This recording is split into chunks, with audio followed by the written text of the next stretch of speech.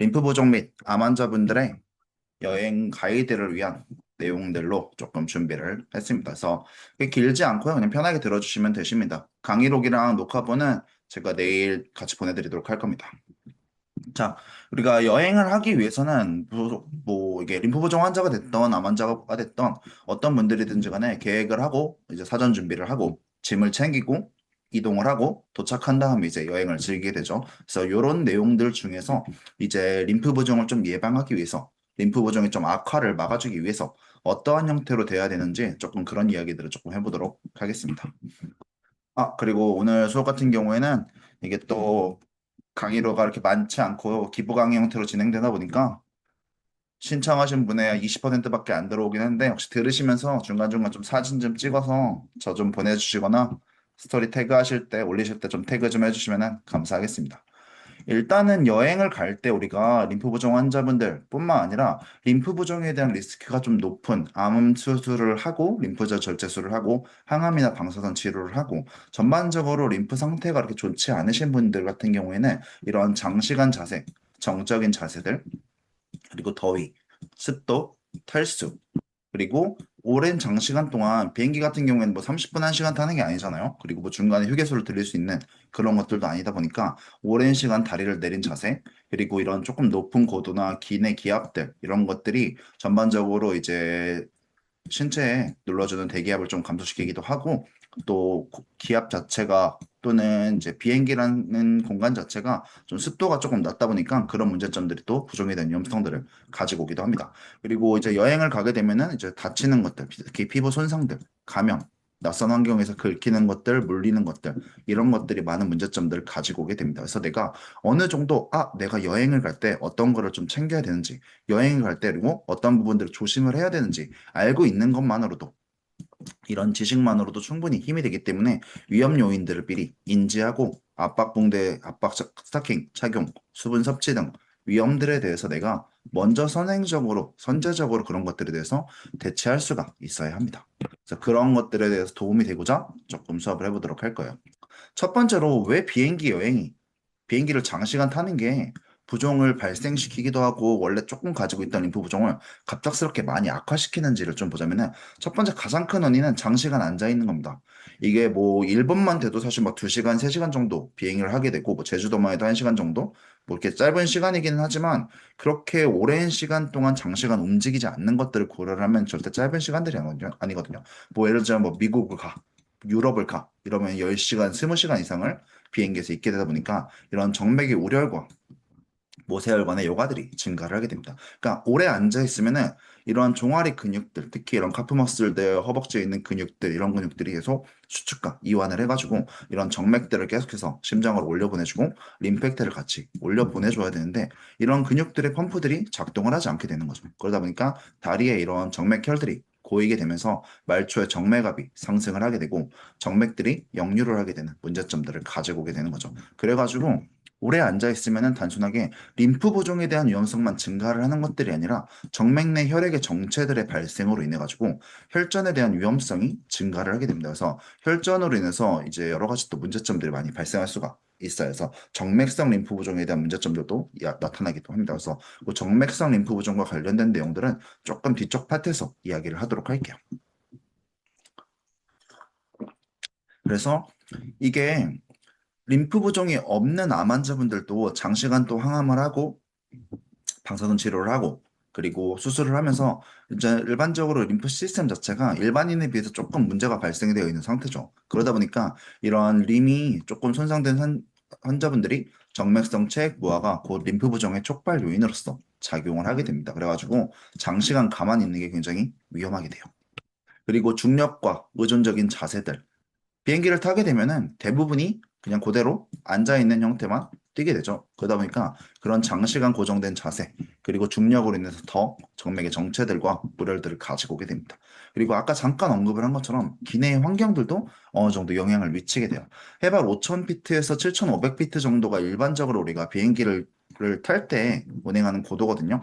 이거 같은 경우에는 일반적인 사람들 기준으로 봤을 때도 정상적인 일기압 상태보다는 산소 포화도가 약 90% 정도 수준이 되게 되고 누르고 있는 대기압이 조금 감소를 하다 보니까 우리가 피부 표층에 있는 스퍼피셜 쪽에 있는 표층계에 있는 림프액들의 정체들도 조금 일반적인 지상보다는 조금 정체가 되긴 합니다.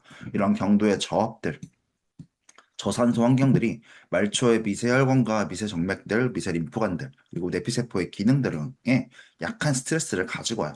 근데 완전히 이런 기내 환경이 높은 고도가 미세혈관의 문제랑 막 정맥의 정체, 내피세포의 변화들을 가지고 와라고 이야기를 하기는 조금 어렵고 엄청난 위험 인자는 아니에요. 엄청난 위험 인자는 아닌데 제일 문제가 되는 건 사실 안 움직이는 거, 그리고 굉장히 좁은 공간 안에 오랫동안 있는 거. 그게 가장 큰 문제점들로 나타나게 되고 습도가 평균적으로 한 보통 10에서 20도 정도로 낮은 편을 띄고 있어요. 비행기 같은 경우에는. 그래서 이런 문제점들도 있고요. 그래서 우리가 비행기를 타잖아. 일단은 국내에 뭐 우리가 동네 근처 여행 가는 거, 뭐 속초 여행 가는 거, 뭐 강릉 여행 가는 거 이런 거는 뭐 중간중간 잘 쉬고 누워 있을 때 뭐 남편분이 아니면 와이프가 운전할 때 나는 뒤에서 이렇게 좀 누워서 다리도 좀 올리고 있고 중간중간 휴게소에서 좀 걷기 운동도 하고 맛있는 것도 먹고 돌아다니고 하면 괜찮은데 해외여행은 사실 그게 쉽지가 않잖아요. 그래서 몇 가지 조금 여행지를 선정하고자 하는 기준점들에 대해서 조금 같이 가지고 왔습니다. 첫 번째 같은 경우에는 우리가 고려를 해야 될 게 이동 방식이에요. 오래 앉아있지 않고 중간에 움직일 수 있는지, 직항 비행기가 있는지, 환승이 좀 적은지, 내가 통로 쪽 좌석인지, 아니면은 이런 조금 넓은 좌석들을 좀 쓸 수가 있는지, 그런 것들을 조금 고려를 해야 되고요. 기후나 일정 같은 것들도 고려를 해야 됩니다. 너무 뜨거운 도시들, 자외선 화상을 좀 입을 수 있는 것들 그런 것들도 좀 위험을 가지고 올 수 있고요. 완전히 막 동남아 같은 열대 기후가 자체가 막 림프 부종을 발생에 대한 위험성을 엄청나게 높여 이렇게 이야기를 하기는 좀 어려운데 이런 그런 습한 기후들, 고온들, 고열들 같은 경우에는 이런 또 자외선 화상 같은 문제점들 그리고 실내랑 실외의 온도 차이가 좀 크다 보니까 그런 문제점들이 부종에 대한 리스크로 좀 작용할 수 있어서 조금 고려를 한다고 하면 좀 선선한 계절에 여행 가고 만약에 조금 더운 날을 갔어. 그러면은 한낮보다는 오전이나 저녁에 좀 돌아다닌다든지 조금 실내에 그늘진 곳에 좀 잘 있는다든지 그런 것들 좀 고려해 주시면은 좋습니다. 그리고 감염이나 피부 손상 이런 것들이 사실상 되게 큰 문제로서 작용을 하게 되는데요. 벌레 물리는 거, 상처 나는 거, 내가 맨발로 걸었을 때 위험되는 거 그런 것들을 좀 줄일 수 있는 그런 것들이 좋습니다. 그리고 여행 스타일이 내가 원래도 나는 원래 낮에는 압박 스타킹을 착용하고 점심 먹은 다음에는 내가 셀프로 림프 마사지를 하고 저녁에는 압박봉대로 잠고 자고 이런 식으로 내 관리 루틴들이 있으면은 그 내가 여행을 갔을 때 내 루틴들을 조금 잘 유지할 수 있는지 그런 것들도 중요합니다. 너무 맨날 오늘은 이 숙소, 내일은 저 숙소, 모레는 저 숙소 돌아다니고 밤새 돌아다니고 무거운 짐, 캐리어 이런 것들 들고 다니고 그런 것들도 조금 부종에 대한 리스크로서 작용을 할 수가 있어요. 그리고 이게 캐리어 같은 경우에는 등에다 메거나 안거나 들고 가는 게 아니라 한 손으로 이렇게 끌고 가는 형태가 되다 보니까 이게 생각보다 그러한 전반적인 근육 펌핑 능력들의 좀 제한들을 갖고 와서 조금 부종에 대한 위험성을 좀 높일 수가 있어요. 특히나 끌고 가다가 어디 부딪히거나 걸리거나 넘어지거나 그럴 때 하면서 그냥 정맥의 손상으로 인해서 말초혈관의 손상으로 인해서 부종에 대한 위험성도 높일 수도 있고 그래서 쾅쾅쾅 부딪히는 거 그리고 또 너무 큰 캐리어 이런 것들은 좀 피해 주시는 것도 좋습니다. 그리고 의료에 대한 접근성도 굉장히 우리가 여행지를 선정할 때 고려해야 될 요소 중에 하나예요. 내가 안 다치고 뭐 감염이 안 생기고 봉화지김이 안 생기면 정말 좋지만 뭔가 내가 이런 물리는 것도 안 물렸고 상처도 안 나는데 알 수 없는 원인으로 인해서 발생할 수도 있어요. 그래서 그런 문제점이 발생했을 때가 병원들, 응급실들, 약국 같은 이런 것들을 갈 수 있는지 그리고 그런 것들에 대해서 내 교통을 어떻게 타고 갈 수 있는지 그리고 내가 갔을 때 최소한 어느 정도 나 무슨 환자고 어떤 것 때문에 이렇게 좀 부은 것 같고 어떤 것 때문에 감염이 생겼어 이렇게 좀 언어로서 이야기를 할 수 있는지 이런 것들을 조금 할 수 있는 동네들을 선정하는 것도 좋습니다. 그리고 예방 준비를 잘하는 것들도 필요하고요. 조금 더 이야기를 해보자고 하면은 음, 일반적인 우리가 여행들 같은 경우에 특히 약간 조금 우리 연세가 있으신 분들 같은 경우에는 이렇게 여행들을 고려할 수 있죠. 도시여행.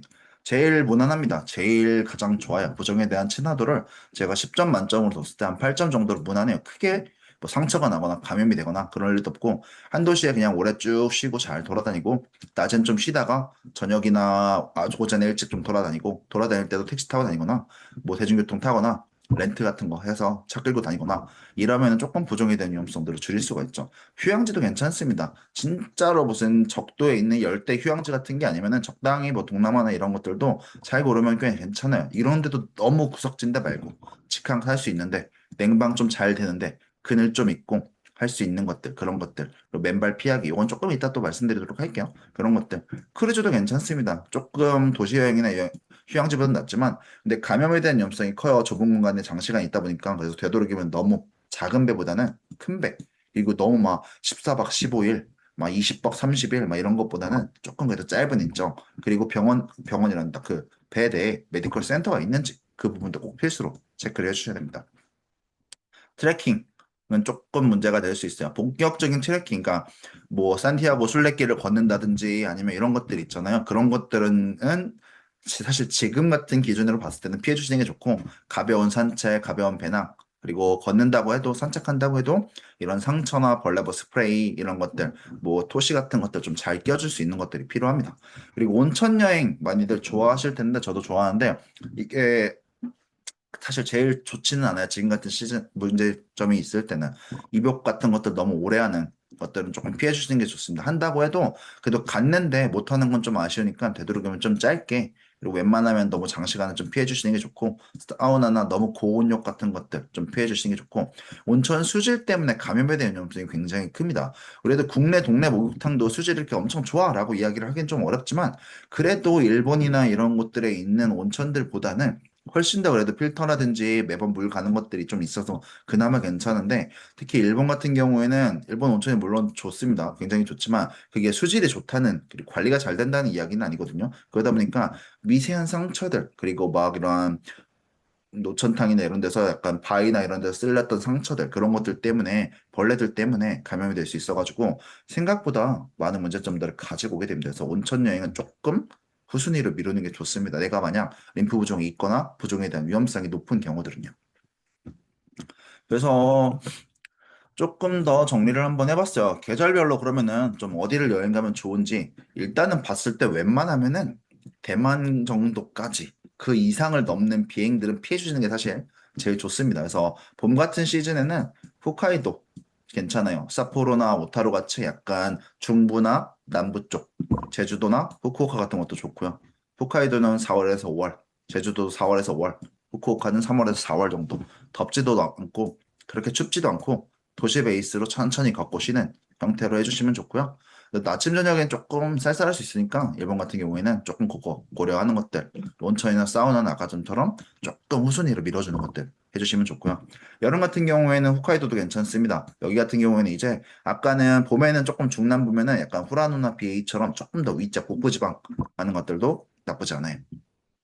한여름에 비교적 덜 덥고 무리한 연료출을 좀 줄일 수가 있으니까요. 그리고 사실 웬만하면은 여름에는 너무 해외나 이런 쪽으로 많이 돌아다니지 않는 거를 추천드리기는 해요.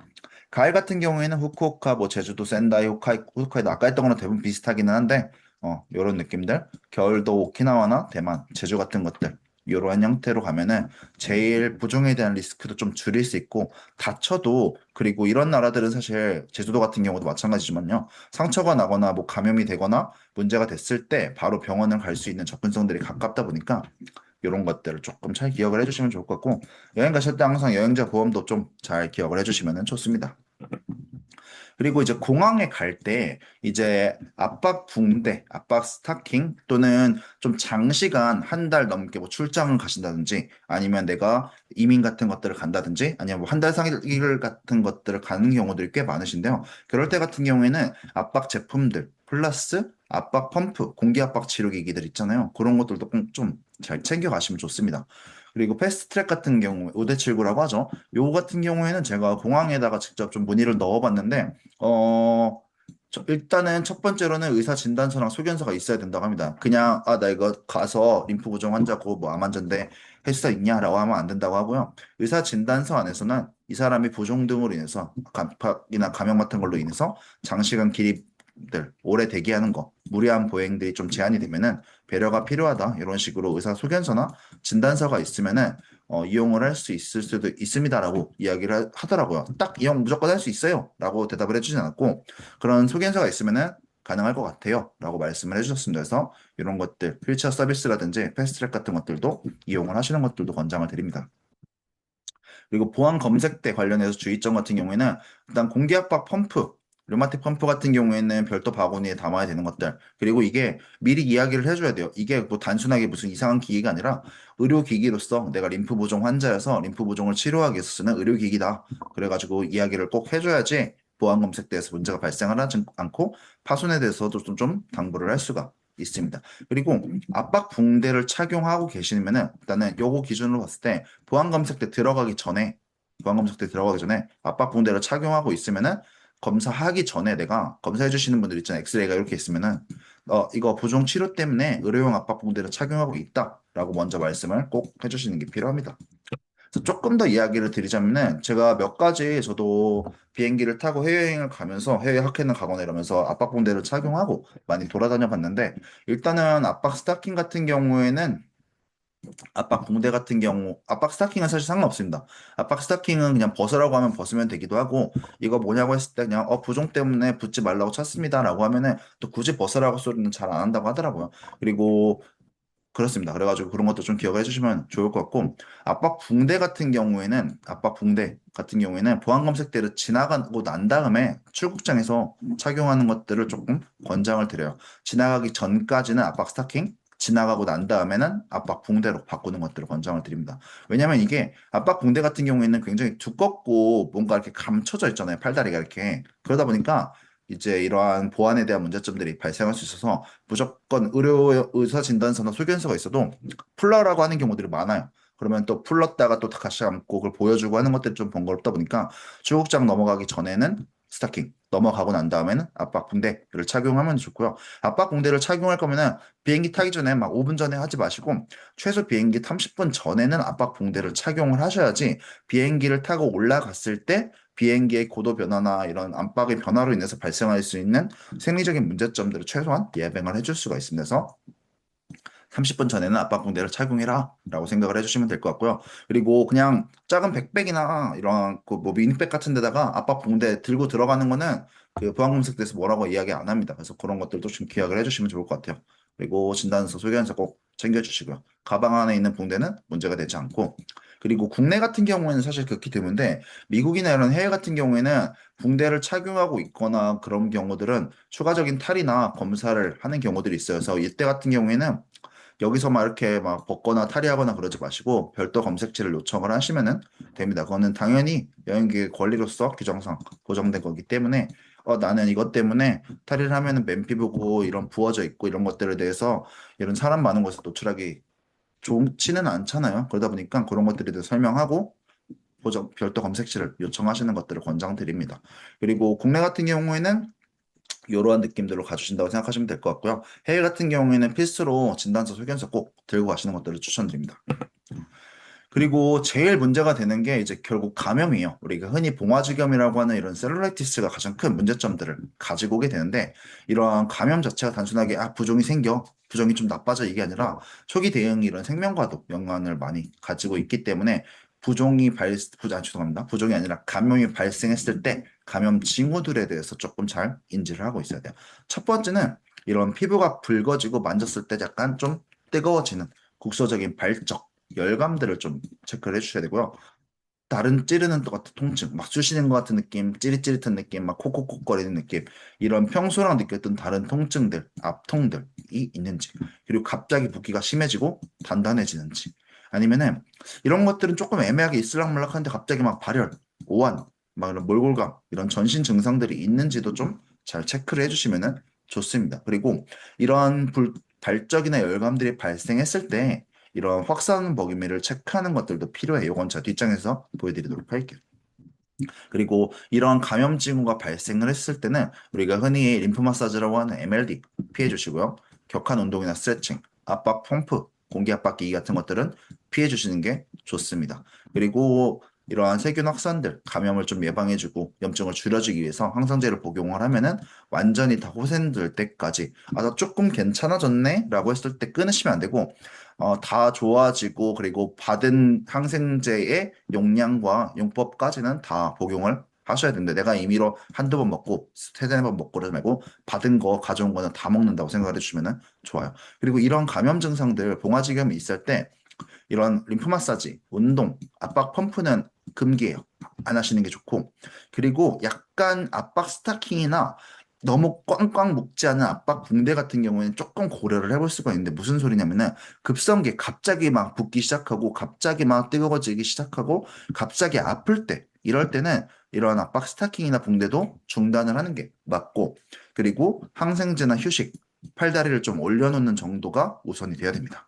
그리고 통증이 없고 조금 좋아졌어. 아니면은 이런 증상이 나타나는 것 같기는 한데 통증까지는 없고 약간 내가 기존에 했던 너무 팔다리가 많이 부어지지 않아가지고 기존에 쓰던 압박 스타킹이 한다고 해서 너무 꽉 끼고 너무 강한 압박을 주진 않는 것 같아. 그러니까 지금 무슨 소리냐면은 내가 감염 증상이 조금 있는 것 같지만 기존에 있던 스타킹이 착용하고 있던 느낌이 내가 조금 부었을 때 또는 감염이 있을 때 별 차이가 없는지 기존 압박을 잘 유지할 수 있는지도 좀 체크하는 것들이 필요합니다. 그리고 증상이 가라앉아서 좋아지면은 회복이 되면은 바로 다시 부종의 악화들을 막기 위해서 이런 압박 스타킹이나 붕대들을 착용해 주시는 것들이 필요하고요.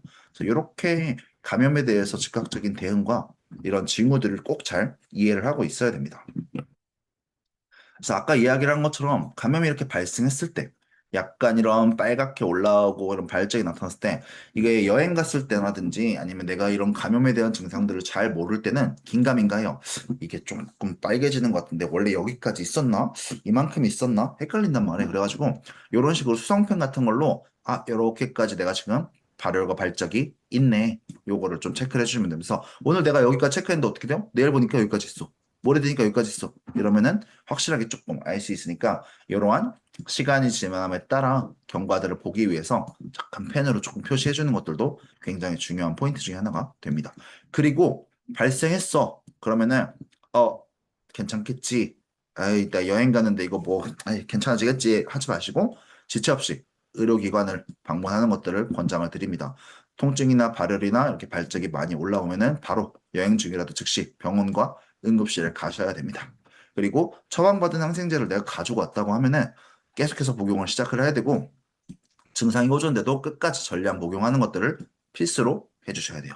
먹다가 중간에 아 괜찮아지겠지 하고 끊으시면 절대로 안 됩니다.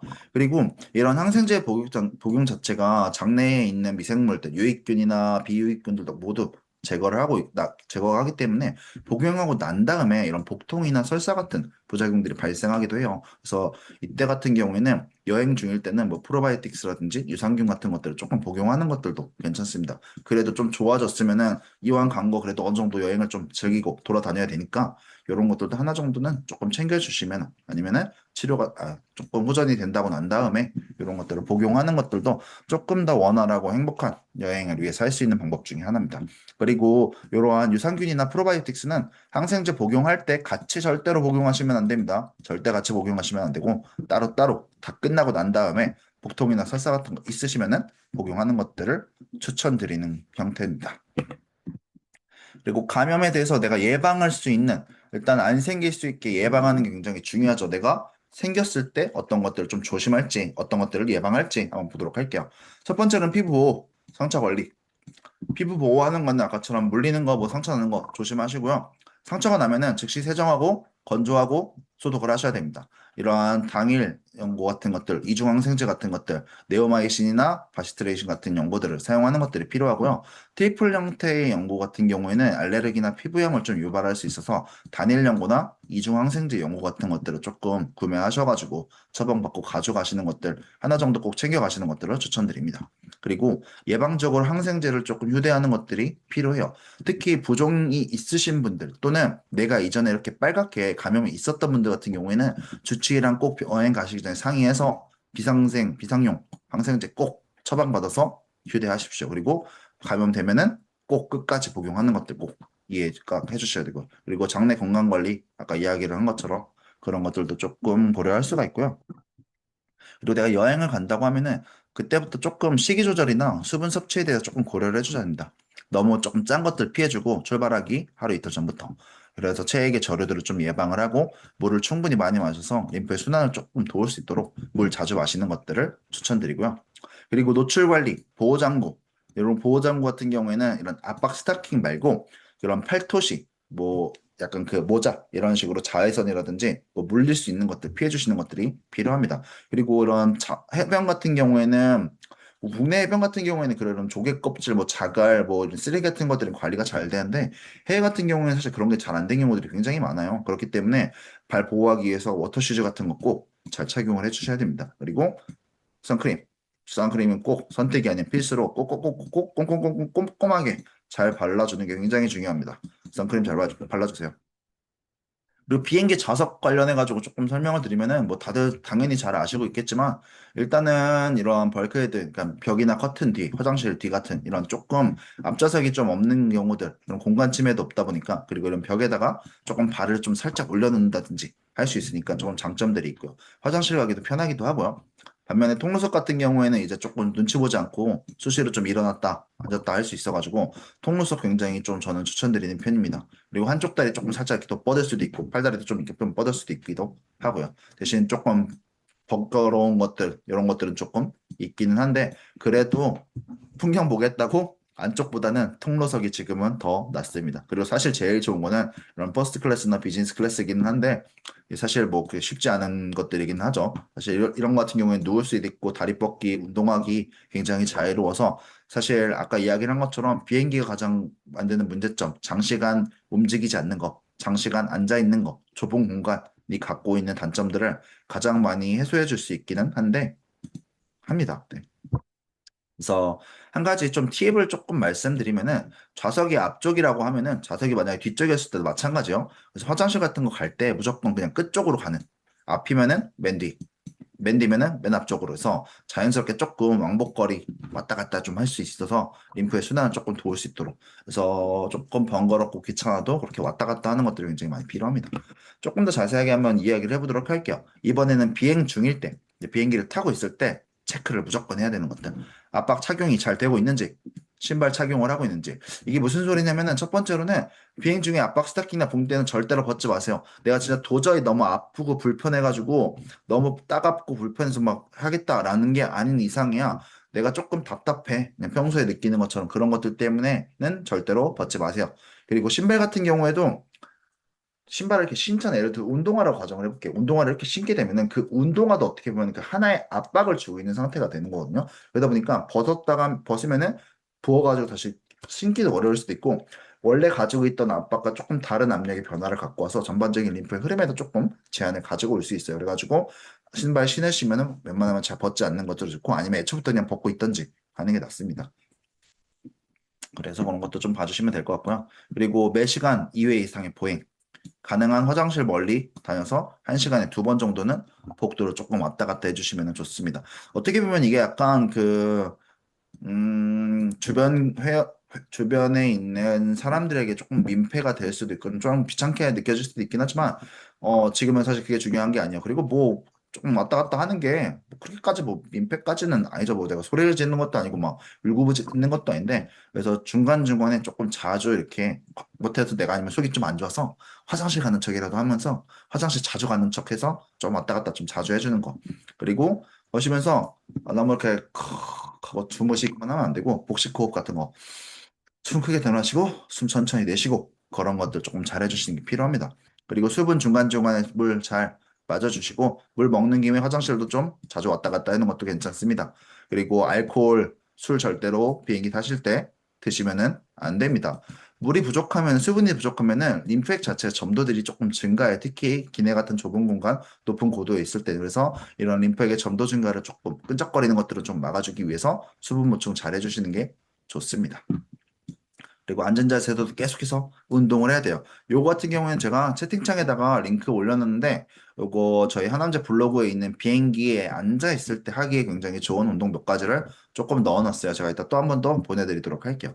그리고 미세하게 조금 이렇게 팔다리를 좀 올려주는 것들도 괜찮습니다. 어떤 느낌이냐면은 요런 식으로 기내에서 담요 달라고 하거나 아니면 쿠션 같은 거 해가지고 조금 공간이 여유가 있으면 이런 식으로 좀 받친다든지 아니면 공간이 조금 여유가 없으면은 요렇게라도 받친다든지 하는 것들을 조금 추천을 드리고 있습니다. 그리고 비행기 안에서 할 수 있는 운동 같은 경우도 잠깐 보면은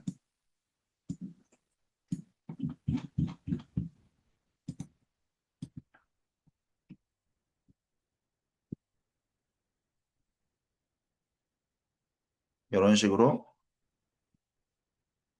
첫 번째로는 다들 잘 아시는 것처럼 까치발 들기 운동 같은 것들 할 수가 있고요. 그리고 이런 식으로 어, 약간 손으로 꾹 좀 눌러주면서 허벅지랑 전반적으로 고관절, 약간의 복부까지 조금 힘을 쓸 수 있도록 하는 것들. 팔로 미는 게 힘들면은 약간 배관 같은 것들을 좀 올려놓거나 뭐 책 같은 걸 올려놓거나 하는 방식도 괜찮습니다. 이렇게 서로 저항을 주면서 팔다리를 밀어내는 동작들도 괜찮고요. 그리고 약간의 조금 이렇게 팔과 가슴을 바깥으로 조금 구부렸다가 피기도 하고 이렇게 팔다리도 좀 벌려주기도 하는 그런 동작들. 사실 이거 같은 경우에는 가능한 게 막 근육을 수축시키고 막 힘을 기른다기보다는 전반적으로 전신의 림프의 순환을 조금 정맥 순환을 개선해주기 위한 느낌들에 가깝습니다. 그리고 약간 이런 식으로 몸통 팔다리 살짝 걷기 운동하는 것처럼 조금 돌아다니는 것들.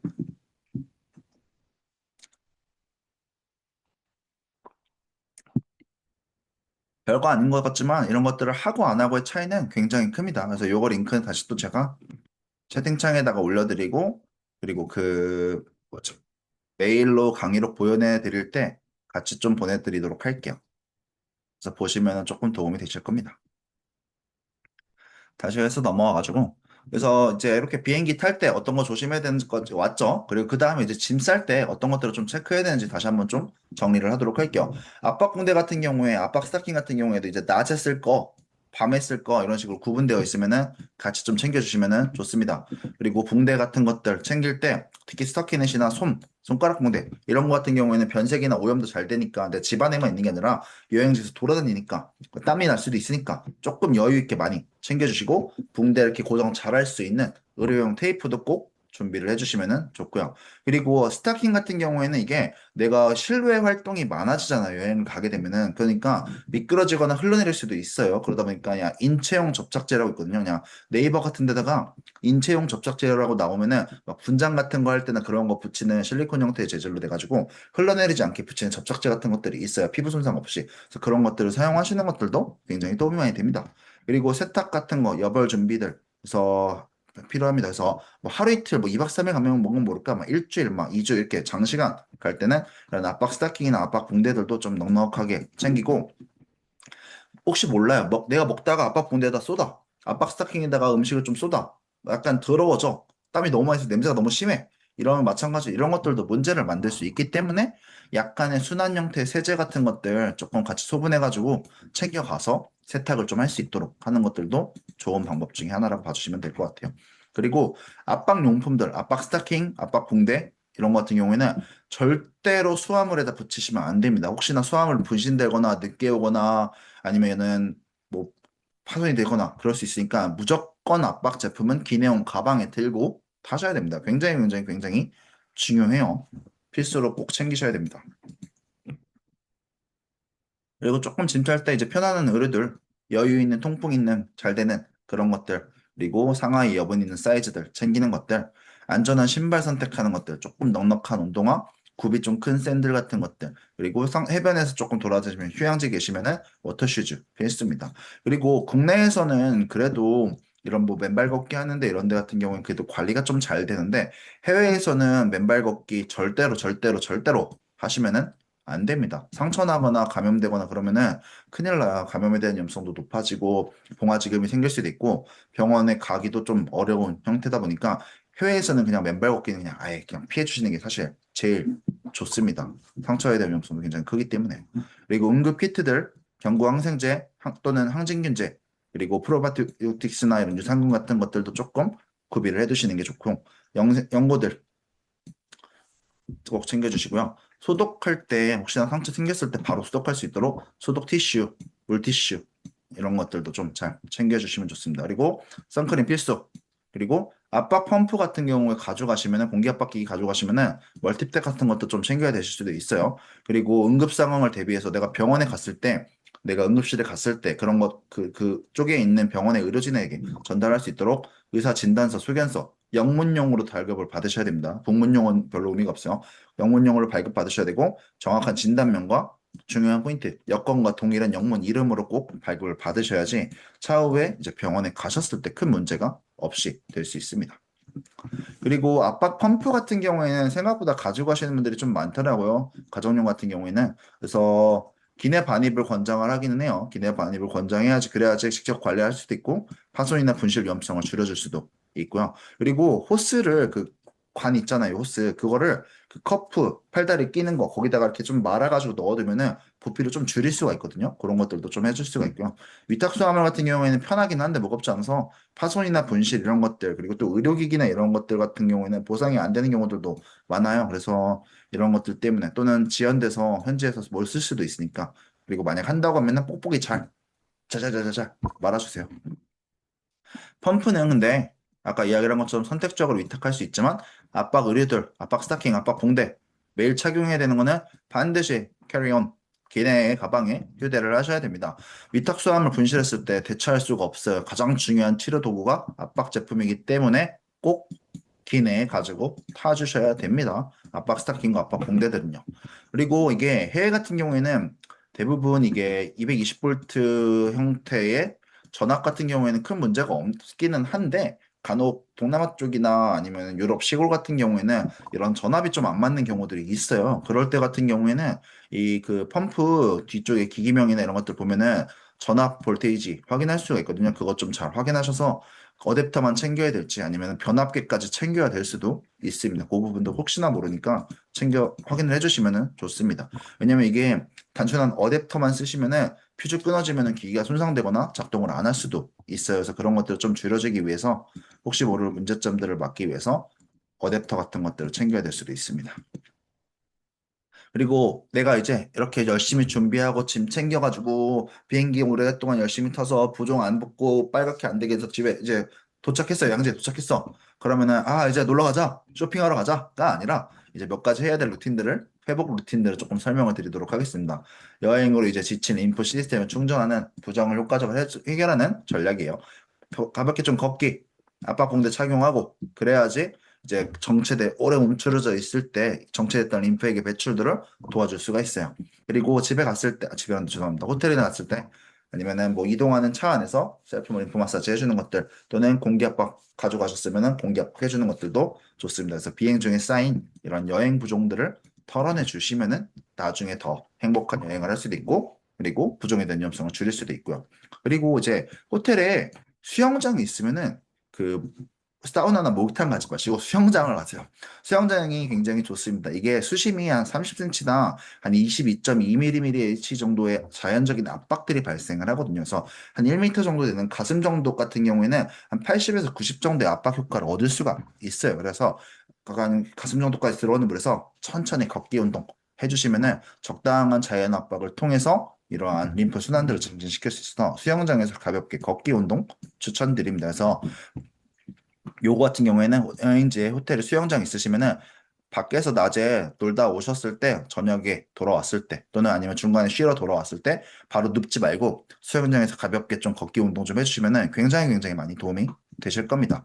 그리고 내가 비행기에서 내렸어. 아, 도착했다. 하고, 아, 답답해. 하고 바로 푸르지 말고 도착한 직후에도 1시간에서 2시간 정도는 압박 스타킹, 압박 붕대들을 유지해 주는 것들이 필요합니다. 그래서 그래야지 급격하게 다시 붕대가 부종이 팍 발생하는 것들을 그런 리바운드들을 막아줄 수가 있어요. 그리고 여행을 참 장시간 가신다고 하면은 가시기 전에 내가 꾸준하게 관리를 받았던 병원이나 전문 치료사가 있으면은 출발하기 전에 그리고 돌아온 다음에 1, 2일 후에 조금 이런 예약을 받아서 치료받는 것들도 권장을 드립니다. 같이 MLD 하고 압박 제품도 같이 적용하고 운동도 좀 같이 할 수 있게요. 그리고 시차 적응 같은 것도 좀 잘하기 위해서 수면 잘 취하시고 탈수 예방하기 위해서 물 잘 좀 마셔주는 거 굉장히 중요합니다. 잠도 잘 주무셔야 돼요. 그리고 최종 체크리스트 다시 한번 좀 정리를 해보도록 할게요.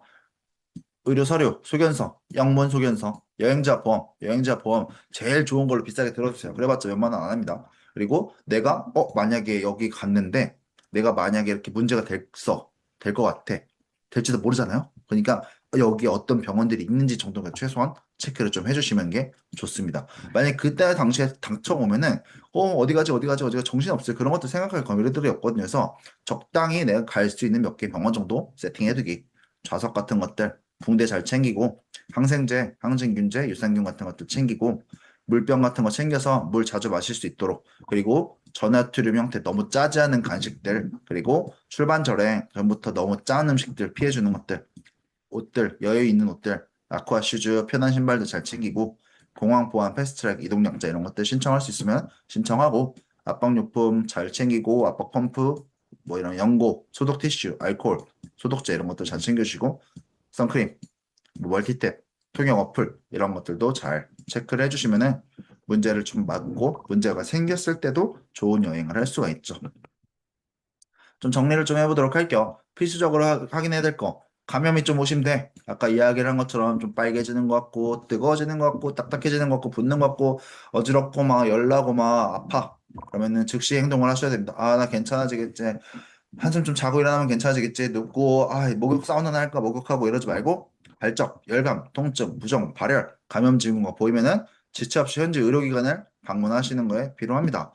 그리고 항생제 복용 꼭 해주셔야 됩니다. 예방적인 목적이든 치료의 목적이든 처방받은 항생제를 복용하기 시작했다면 반드시 전량을 복용하는 것들을 권장을 드리고요.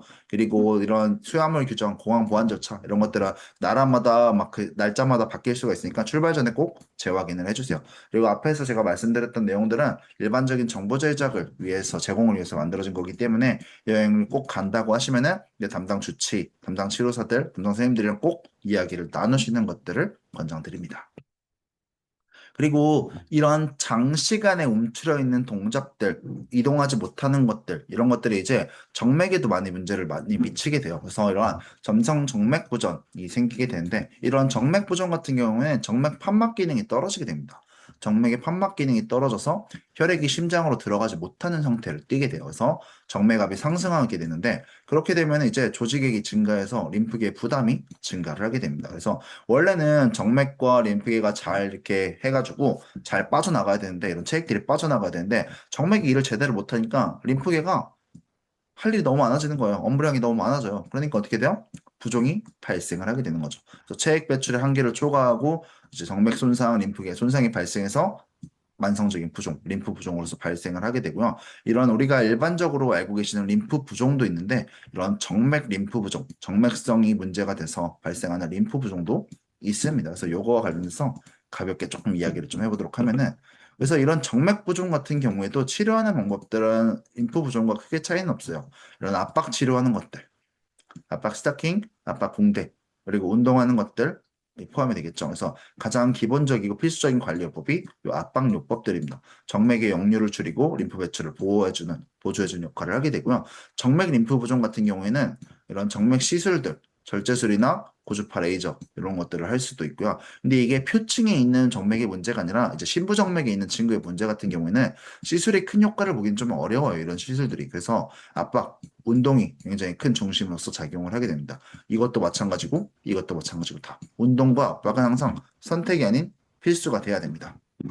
그래서 정맥의 역류를 차단하는 것은 림프계의 업무량을 줄이는 것과 같기 때문에 림프 부종 자체를 완치하지 못해도 부종 관리에 있어서 굉장히 좋은 이득을 주게 되기 때문에 만성 정맥 부종이 있는 사람들도 정맥성 부종이 있는 사람들도 이런 압박과 정맥 관리, 운동 관리를 해야 되고 림프 부종이 있는 분들도 이런 정맥 역류를 막아주고 정맥기가 잘 활성화가 되고 잘 빠져나갈 수 있도록 보존적인 치료, 압박 치료와 운동 치료들을 열심히 하는 것들이 꼭 필요합니다. 그래서 약간의 둘 다가 악순환의 사이클을 그리기도 하고 상관관계여서 다 잘해야 되고 다 잘해야 됩니다. 그래야지 서로가 좋아질 수가 있어요.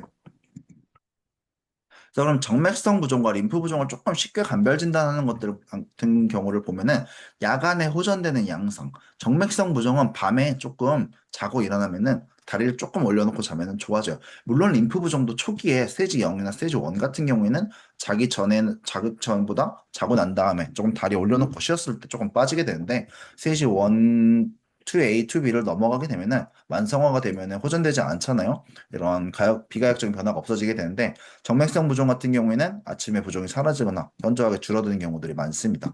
그리고 의존성 홍반이라고 해서 다리가 약간 이렇게 붉어지는 현상들이 또 보이기도 하고요. 색소가 좀 이렇게 침범되기도 해요. 이런 식으로 약간 피부가 갈색같이 변하기도 하고 미세한 적혈구 노출, 철분 침착으로 인해 가지고 이런 식으로 피부에 약간 문신 막 따다다닥 들어간 것처럼 이런 형태를 띠기도 하고 이런 식으로 정맥류 같은 것들이 또 보여지기도 합니다. 그래서 이런 정맥 부종에 동반된 부종에서 흔히 이런 모습들이 보이게 되면은 정맥성 부종에 대한 정맥성 부종이 있는 경우들이 굉장히 높아요.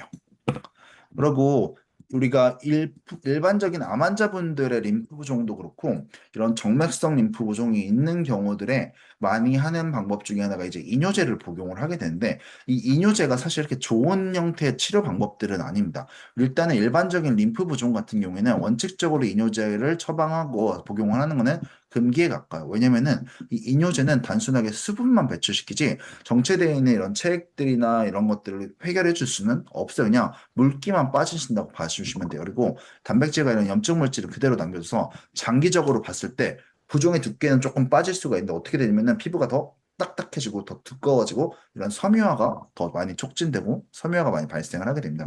그래가지고 장기적으로는 부종을 더 빠르게 더 많이 악화시킬 수가 있어요. 그래서 보면은 항암 때문에 생기는 림프 부종들 또는 말기리 암 환자여가지고 항암과 이런 정맥성 문제로 인해 가지고 이제 부었을 때 팔다리가 부었을 때 이렇게 이뇨제를 많이 복용을 하게 되는데 장시간 복용하는 경우들이 많은데 그러한 이뇨제 복용이 이렇게 조직의 섬유화를 딱딱하게 지는 변화들을 가지고 있어서 이러한 이뇨제를 우선적으로 복용하기보다는 압박하는 것들 운동하는 것들, 림프 부종 관리하는 것들, 그런 것들이 필요하게 됩니다.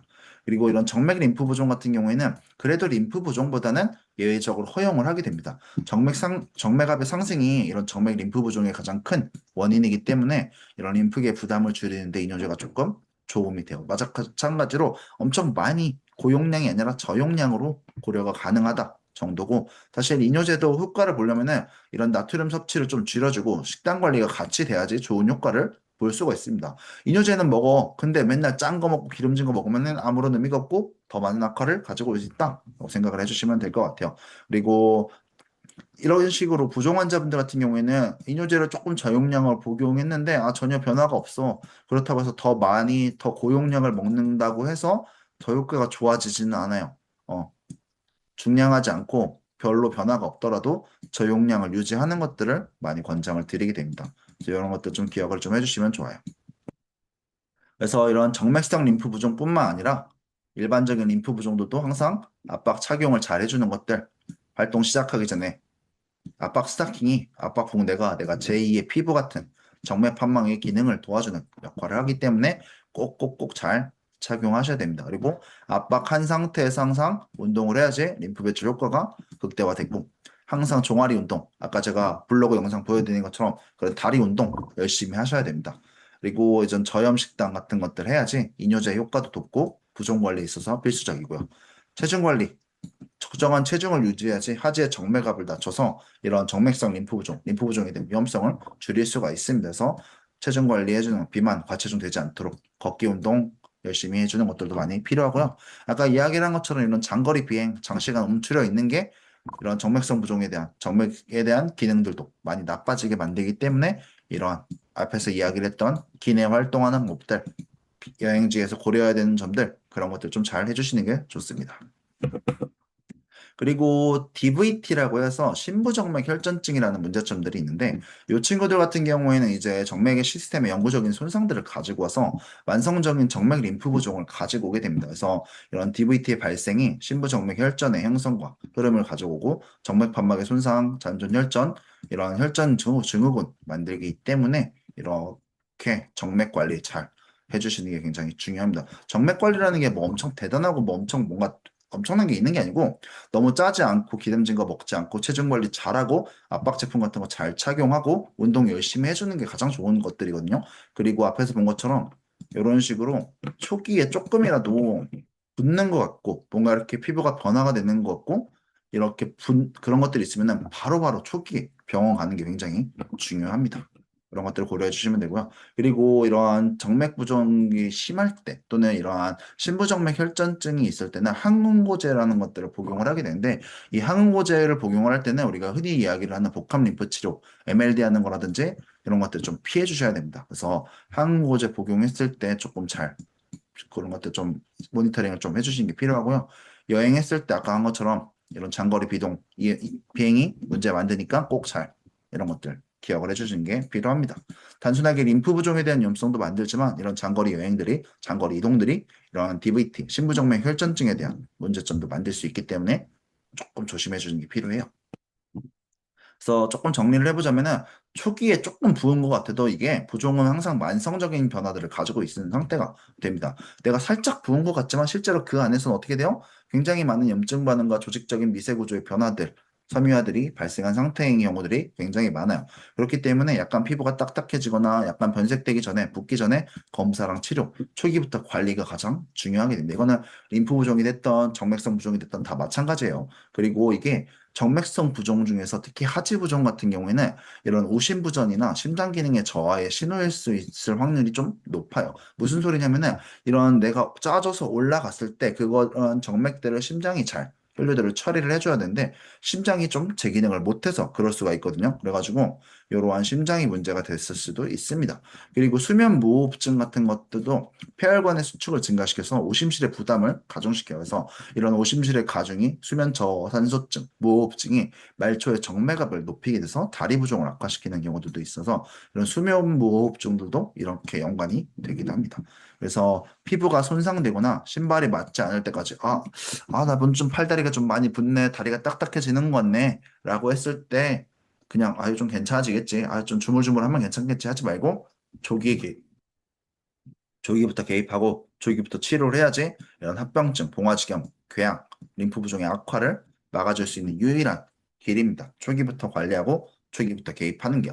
그래서 이러한 것들을 조금 고려를 해주시면 좋을 것 같고요. 제가 그리고 간략하게 하나 드릴 또 자료를 하나 만들었는데 별거는 아니고 그냥 체크리스트 같은 건데 그 체크리스트도 같이 메일로 보내드릴게요. 그래서 그 체크리스트 보시면서 음, 내가 여행 가기 전에 한번 체크하는 내가 이거 했나? 이거 했나? 저거 했나? 저거 했나? 이런 것들 조금 확인할 수 있는 그런 것도 좀 만들어 놨는데 그것도 좀 같이 보내드리도록 하겠습니다. 그리고 이런 느낌이에요. 내가 어디 갈 건지 주치 연락처 이런 것들 내가 뭐 했는지 여행자 보험 했는지 동선 같은 거 확인했는지 뭐 제품 챙겼는지 이런 것들 뭐 옷 챙겼는지 뭐는 항생제 같은 거 챙겼는지 소독 티슈 챙겼는지 뭐 이런 것들이거든요. 그래서 요거까지 같이 한번 보내드리도록 하겠습니다. 그래서 오늘 할 내용들은 요 정도고요. 혹시 오늘 했던 내용 중에서 궁금하신 점들이나 추가적으로 더 설명이 필요하신 부분들이 혹시 있으실까요?